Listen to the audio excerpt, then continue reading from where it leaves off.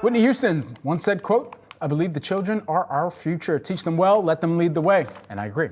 But when it comes to their finances, are the children being taught well? That's the big question here. And according to a Pew Research study, only 45% of young adults age 18 to 34, not exactly children, but still important, they're completely financially independent from their parents. So how can parents go about raising financially savvy kids today? Joining me now, we've got Rachel Cruz, who is the Ramsey Solutions personal finance and budgeting expert and author. There you see the cover of the book. New book, I'm Glad for Where I Am. Oh man, that's got gratitude written all over it. Rachel, thanks so much for taking the time. Yeah, thanks, Brad. Thanks for having me. A lot of people, a lot of parents, new parents out there trying to figure out what's the best stepping stone that they can set up within their household to teach their kids about financial planning and just begin financial literacy at a basic level that leads to big outcomes as well. Yes, you know, it's interesting when I talk to people, everyone says, oh my gosh, I wish I knew this stuff when I was in college, or I wish I could go back and not take out the debt that I took out, or I wish I started investing early. And so really implementing these principles with your kids, keeping it age appropriate is really important. But you know, you can start as young as 4 and 5 years old, understanding that money comes from work, right? And you have them do some chores around the house.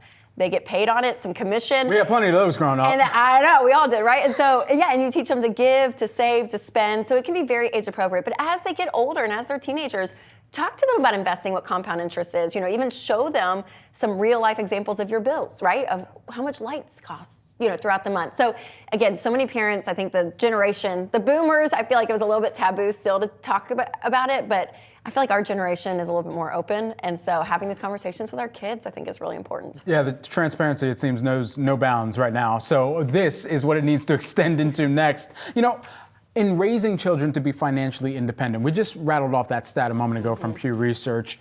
What is the best way, and how are you hearing people actively going about explaining what real financial independence looks like to their kids, their family members? Yeah, you know, as a parent, it's interesting because you want to help your kids, right? You want them to have a great life, but there's that fine line between enabling and then this idea that like they lose their dignity. And so being able to say, hey, as an adult, this is what life looks like. But what's hard is for so many, you know, young adults, they go into the workforce expecting a higher salary, expecting to be paid more, and not realizing how much expenses cost. And then you're leaving a lifestyle that your parents took 30, 40 years to build, and you're having to start over. So I do think lifestyle expectations is big, but you know, inflation is high. Like, I mean, there's some struggles and some hurdles, I think, for this generation.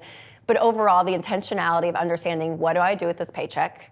And how can I live within my means? We saw the piggy bank there on screen. I mean, there's no real reference anywhere in here in this question to a piggy bank, but that's a lot of us and our early experiences in really budgeting and really saving as well here. Where are the missteps happening that you're seeing, though, in how the next generation is being educated about savings, about investing, and those, of course, smart spending habits that can be implemented as well? Yeah, you know, I think one of the biggest hurdles that I see, and as for Ramsey, we're known as like the get out of debt crew, I feel like, of helping people. But I do think empowering a generation to understand to let your money work for you, don't let it work for the bank. And what does it look like to live within your means? And then you can take some of that margin, invest early and consistently, because you can set yourself up. It's not an overnight success story. It is a marathon when it comes to your wealth building and winning with money. But it's something that you can do, and the education, sadly, is not there. So I do think some parents feel like, oh my gosh, we've been terrible with money. Who am I to teach my kids when it comes to this? But I would say step in. Even though you haven't been perfect,